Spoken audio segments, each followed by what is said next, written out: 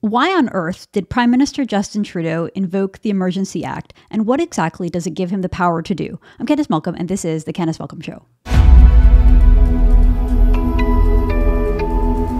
Hi, everyone. Thank you so much for tuning into the podcast today. So as you know, Justin Trudeau invoked the Emergency Measures Act on Monday afternoon. This is the most dramatic move possible for a prime minister in Canada, giving himself broad and sweeping powers that are previously unprecedented during peacetime. So these powers were not used during the Oka crisis in 1990. They were not used following 9/11 or following the terrorist attack on Parliament Hill, when an active terrorist shooter entered Parliament just steps away from where members of Parliament were meeting. But Trudeau invoked them this week. Why? Because a small group of maybe a few hundred truckers refused to leave and continued to camp out in Ottawa. Was the Freedom Convoy really that big of a threat? Was this necessary? And what exactly does this give Trudeau the power to do? Well, to help me make sense of all of this, I am joined by Ryan O'Connor. Ryan O'Connor is a Toronto-based lawyer working as a partner at Zayuna Law Firm. O'Connor has written articles in the Toronto Sun, Post Media, and Post Millennial. Outside of his work as a lawyer, O'Connor serves as a director on the board of Ontario Proud. And I think most importantly, Ryan, you are married to the wonderful Jessica, who represented True North when we sued the Trudeau government's debate commissions back during the 2019 federal election. We won triumphantly because of her work, her brilliant work as a lawyer, and it was a huge victory for all Canadians for free speech and freedom of press. So thank you so much for joining us today, Ryan. Well, it's good to be with you, Candice, and that latter point is probably my proudest accomplishment. Me too. Well, Ryan, I want to, on a more serious note, I want to ask you about the Emergencies Act, because there was sort of a lot of confusion as to what it did. I know that some people online last night were saying that that this was, martial law and it was suspending civil liberties, and other Trudeau supporters were pushing back, saying, no, it doesn't go that broad, and this has parliamentary oversight. So can you help us make sense of what exactly this act does and how it works? So the Emergency Act was enacted in 1988. It replaced the War Measures Act, which the Prime Minister's father, Pierre, had enacted in 1970 in response to the October crisis. The terrorist attacks were going on in Quebec, kidnappings, assassinations. And one of the reasons why this was enacted was to ensure that this emergency legislation that we had was compliant with the Charter, which had come into effect 6 years prior.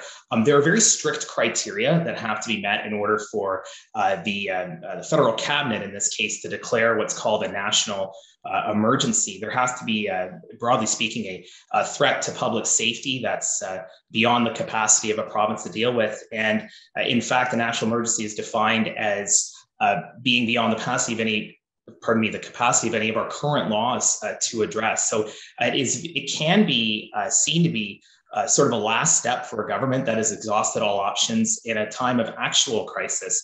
But there's a very real question from a legal perspective, is whether or not that definition of national emergency has been met, and whether or not we're in such a crisis at this stage in response to protests and some blockades that would warrant the enactment of very significant legislation that can trample on Canadian civil liberties.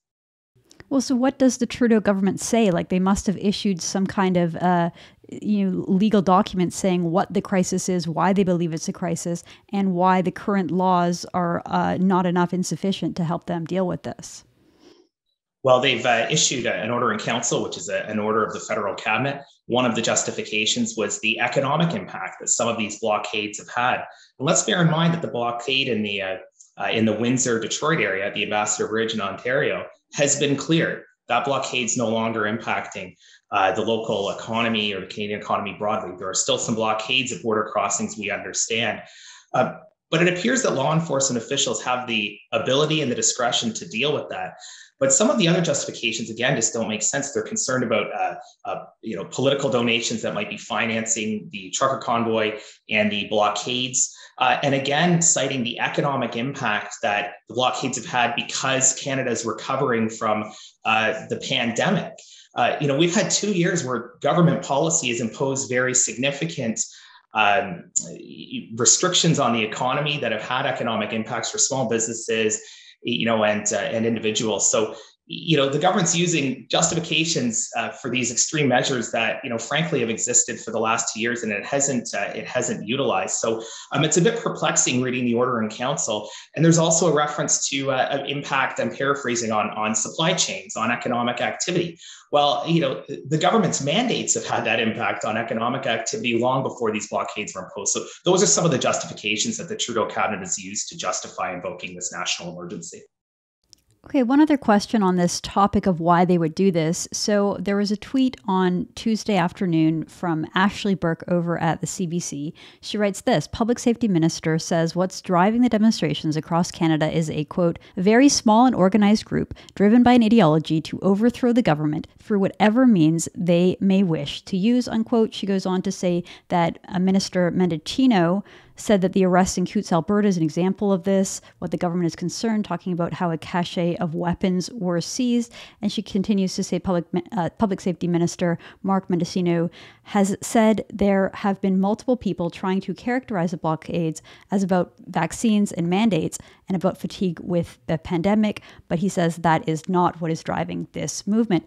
So Brian, this is the first I'm hearing about this whole idea that this whole Freedom Convoy was just a front to actually overthrow the Trudeau government, and that there's this small, serious group of driven by ideology to overthrow the government. Was that mentioned in the order in council, and is this something that you've heard before? Well, that's not specifically mentioned in the order in council. It's not something that I've heard generally. There's been rumblings online about the motivations of some of the protesters. This is a very broad movement in Canada. I'm sure many of them would want to see this government replaced with a different political party, given how they've, the policies they've enacted during the pandemic. But I don't know if this is based on intelligence that the government has access to and is letting the public know about. So I'm not so sure where it's going with that. But the government has to be very careful that this national emergency was not declared solely because it might disagree with the objectives of some of the protesters. If you simply disagree with the government and want to have a protest, that's what happens in a liberal democracy. And it cannot and should not ever be used as justification to impose very sweeping laws that can restrict assembly, very sweeping laws that can freeze, in this case, bank accounts without judicial authorization, and to clear otherwise legal political protests. So the government is treading on very dangerous water. If they believe that this is something ideological, an attempt to take over the government, so to speak, without justification. So it's somewhat concerning to hear that when the government didn't even indicate that in its announcement yesterday. Okay, so we sort of get some kind of a murky picture of why the government would do this. Let's talk a little bit about what they now have the powers to do, because you touched on a little bit seizing bank accounts. I know Chrystia Freeland came out talking about how insurance policies can be canceled, people can lose their corporate bank accounts, and Justin Trudeau talked about how tow truck drivers can be compelled now to tow these trucks, because that was part of the problem that they were having before. So can you help us understand what exactly is being enabled, and whether any of these options and these new powers have been exercised? Well, we'll have to wait and see if they're exercised. The cabinet now has given itself the authority to issue orders that they had expressly intended to yesterday, commandeering tow trucks to clear heavy vehicles from protests, freezing the assets of accounts that are believed to be financing the convoy, and also, or alternatively, the blockades.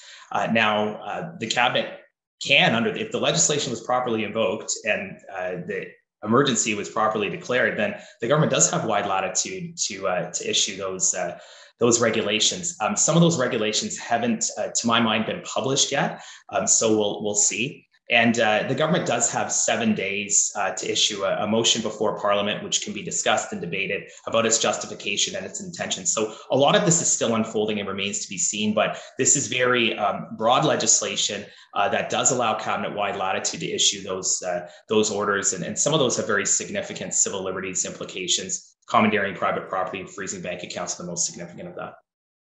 Well, so interestingly, we've heard several legal groups and constitutional groups come out and oppose this. The Justice Center for Constitutional Freedoms, the Canadian Constitution Foundation, which are both sort of more center-right rule of law groups, but also the Canadian Civil Liberties Association, which is more of a left-wing group. They've all condemned the decision to invoke these powers. Do you think that will have any bearing? Do you think that lawyers trying to stop this, like what can lawyers do to try to stop this? What can Canadians do to try to stop this? And do you think that these critics will have any impact on this? Well, largely depends on the focus of a challenge. We still have to see whether or not tow trucks are being commandeered, bank accounts are actually being frozen, or if this just is an attempt to squelch opposition to this government.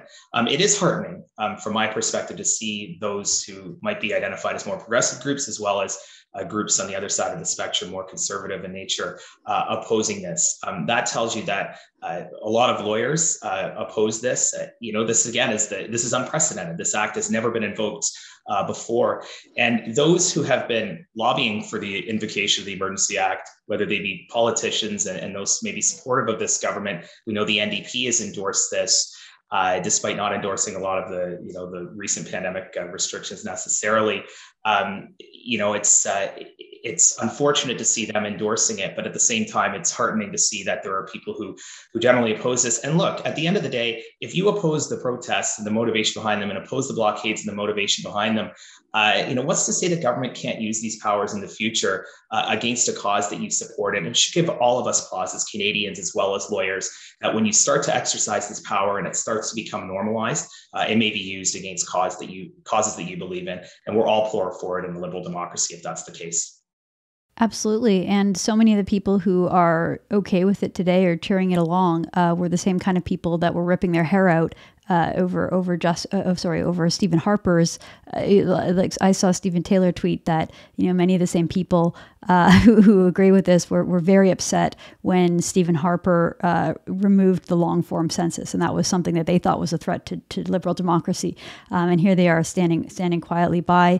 So, I mean, it's interesting because we talk about groups that have come out against it. We've also interestingly seen some people come out in favor of it. I saw Peter MacKay tweeted in favor of, saying it's necessary. I believe he had a piece in the National Post saying that same thing. I haven't really heard a huge uproar from Candice Bergen and the Conservative caucus.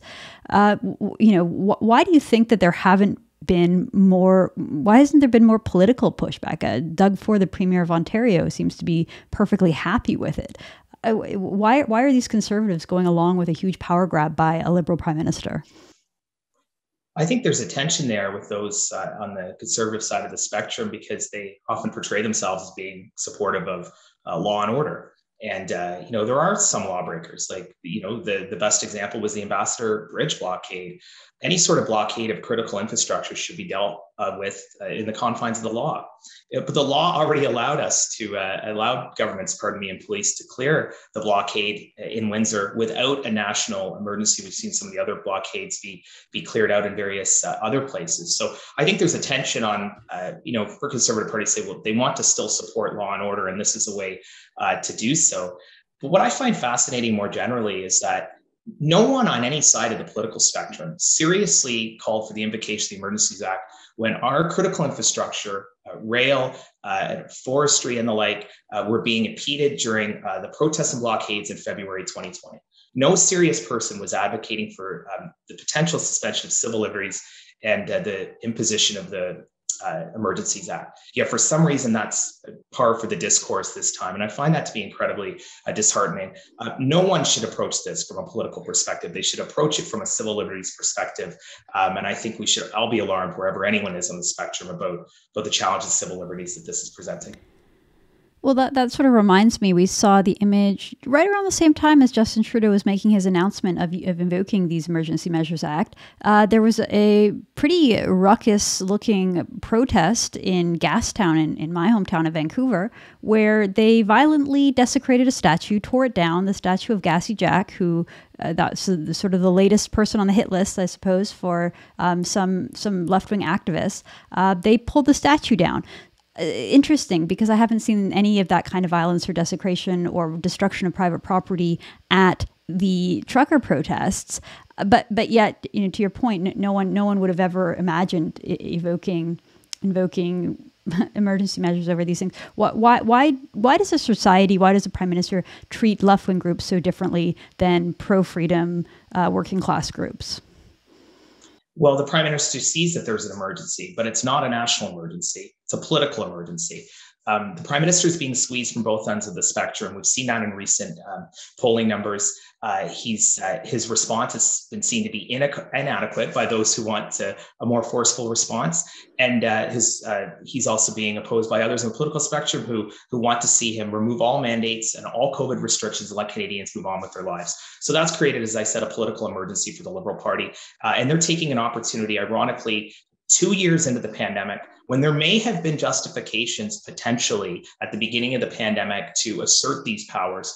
The Prime Minister is doing so now because he's being politically squeezed. And that just demonstrates the cynicism of this. This, again, is potentially very draconian legislation that should only be invoked in rare circumstances, perhaps if there's a war or a serious natural disaster. But the Prime Minister appears to be invoking it not for those reasons, but for his own political and partisan gain. And I frankly find that to be cynical and frankly an affront to liberal democracy.